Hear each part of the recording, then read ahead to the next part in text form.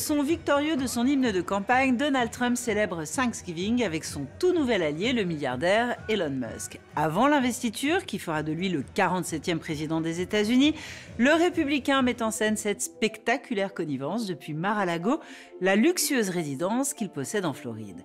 Entouré par sa cour, le président règne en roi sur cette Maison Blanche d'hiver qui éclipse désormais Washington. Mais comment Donald Trump a-t-il transformé Mar-a-Lago en petit théâtre de son pouvoir?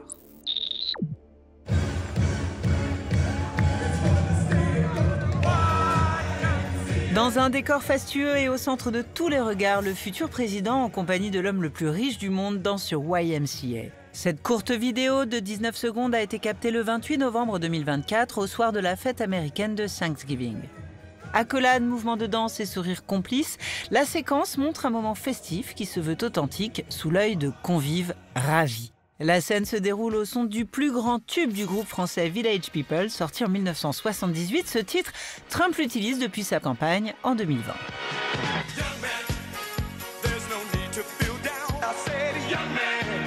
À l'époque, le président veut montrer qu'il a retrouvé toute sa vigueur physique après une infection au Covid. Devenue l'hymne du mouvement MAGA, Make America Great Again, la chanson accompagne désormais sa célèbre chorégraphie dansée. Ce soir-là, la fête a lieu en Floride, à Palm Beach, dans l'enceinte de Mar-a-Lago. La résidence privée du président, qui compte 126 pièces et 6000 m² de luxe ostentatoire, est également un club très sélect, réservé à 500 membres actifs. Le prix d'entrée reflète la hausse de la cote de popularité de Donald Trump, car s'il fallait déjà débourser 200 000 $ en 2016, l'adhésion annuelle approche aujourd'hui le $1 million. Lustre en cristal, sculpture de glace et décor mural rehaussé de feuilles d'or 24 carats, les festivités ont lieu dans la grande salle de bal du domaine. Ces 1850 m², inspirés par la Galerie des Glaces du château de Versailles, servent de lieu de célébration à Donald Trump pour les victoires politiques comme pour les fêtes familiales. Le couple présidentiel y a d'ailleurs fêté son mariage en 2005. Mais ce soir, Trump y célèbre une autre alliance politique, cette fois. À droite du président, Elon Musk, qui arbore un t-shirt siglé du X de sa fameuse entreprise, a gagné sa place à la table familiale. Au centre de la salle, séparée du reste de l'Assemblée par un cordon rouge, les deux familles affichent la nouvelle composition du clan. Deux des enfants Trump, accompagnés de Melania, siègent avec May Musk, la mère du milliardaire. Pour David Thompson, correspondant de RFI aux États-Unis, la victoire électorale a signé l'adoption d'Elon Musk au sein de la famille Trump. C'est une image de célébration de la toute-puissance trumpienne. Il est attablé pour partager la dinde de Thanksgiving avec à sa gauche son fils biologique, Barron, et à sa droite son fils, si j'ose dire, adoptif, Elon Musk. C'est la seule personne qui n'est pas de la famille de Trump qui est invitée par Trump le soir de la victoire à poser avec ses enfants et ses petits-enfants sur la photo de famille. C'est Trump qui insiste. Il n'y a pas de caméra des grands médias à Mar-a-Lago. Par contre, il y a sa famille, son clan rapproché, qui diffuse des images du roi au milieu de sa cour. La vidéo a été postée dans une story éphémère sur Instagram par un créateur de bijoux de luxe français. Il fait partie des quelques 300 convives qui mêlent membres du club, amis de la famille et personnalités publiques, comme l'acteur Sylvester Stallone. Sous l'œil vigilant des services secrets, le président et son bras droit mettent en scène leur toute récente complicité.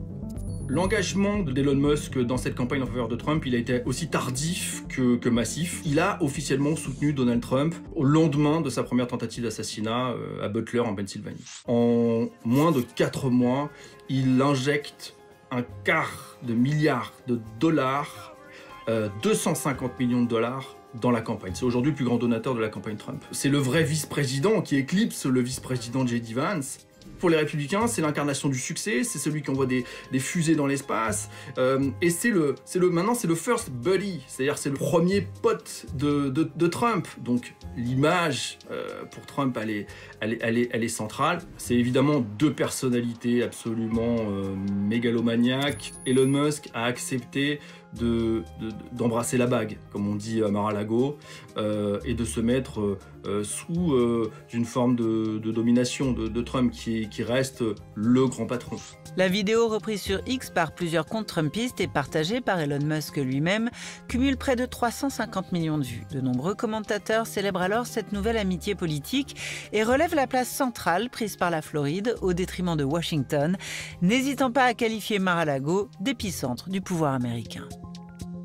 Mar-a-Lago a pris vraiment une dimension de contre-pouvoir, de contre-Maison-Blanche après 2020. Donald Trump vit comme le roi soleil à Versailles. On le voit en public, il mange en public. Quand Trump apparaît, c'est assez impressionnant, je l'ai vu à plusieurs reprises, sur place.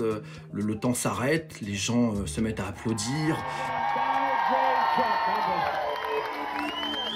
Depuis les élections, la transition politique se joue à Mar-a-Lago et la résidence est devenue le théâtre d'un défilé diplomatique. S'y pressent les alliés de longue date, comme le président argentin Javier Milei ou le hongrois Viktor Orban, mais également les anciens ennemis, comme Mark Zuckerberg. Ils vont à Canossa, ils vont presque s'excuser et faire allégeance à Trump à Mar-a-Lago. C'est comme ça que les gens le voient et la réalité est ainsi. Dès le 21 janvier, Donald Trump va occuper pleinement la Maison-Blanche de Washington, mais Mar-a-Lago va continuer d'avoir ce rôle de représentation du pouvoir trumpien. C'est ce qui représente la success story trumpienne. La cour de Mar-a-Lago existera toujours, elle aura un rôle toujours important. La propriété, construite dans les années 20 par une riche héritière, a eu un temps la vocation d'être une résidence d'hiver pour les occupants de la Maison-Blanche.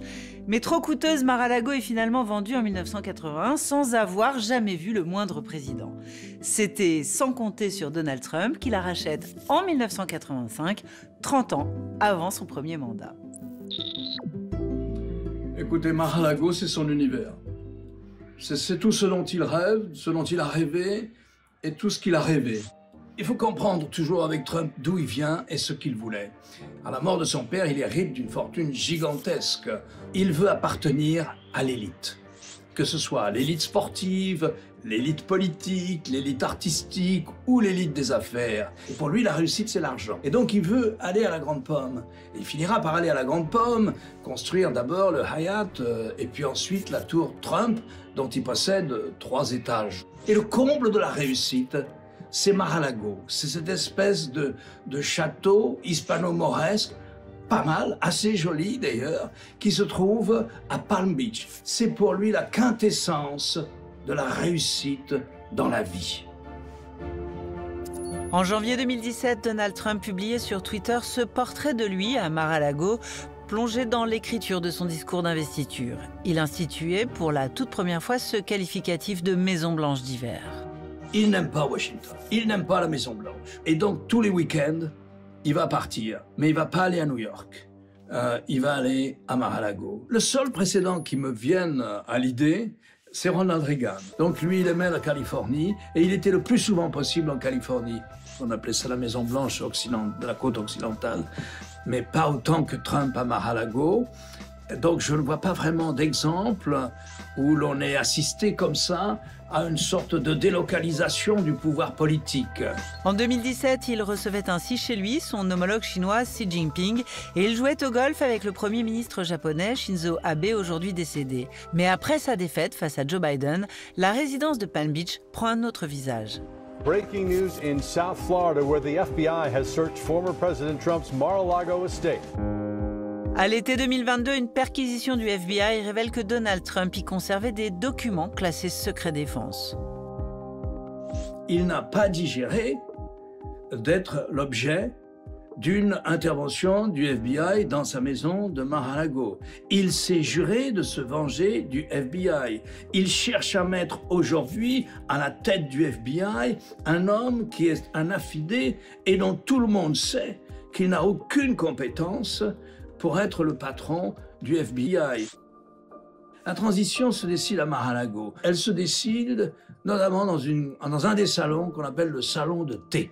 Et là, qui reçoit les candidats au poste ministériel? C'est lui et quelques autres millionnaires ou multimilliardaires, à la fois de Wall Street et de Silicon Valley, qui vont auditionner les candidats et sélectionner ceux qui leur plaisent. Autrement dit, on a le sentiment que ce sont les riches, des plutocrates, qui décident, qui vont dessiner la prochaine administration, la prochaine équipe gouvernementale américaine. Un épicentre très politique qui ne cache plus ses secrets. Quelques jours avant la victoire de son grand-père, Kay Trump, la petite-fille du président, ouvrait sa chaîne YouTube pour offrir une plongée très intime dans l'univers impitoyable de Palm Beach. Au programme, golf, soirée politique et badinage avec Elon Musk. Avec cette nouvelle fenêtre sur Mar-a-Lago, la télé-réalité permanente de Donald Trump fait peau neuve.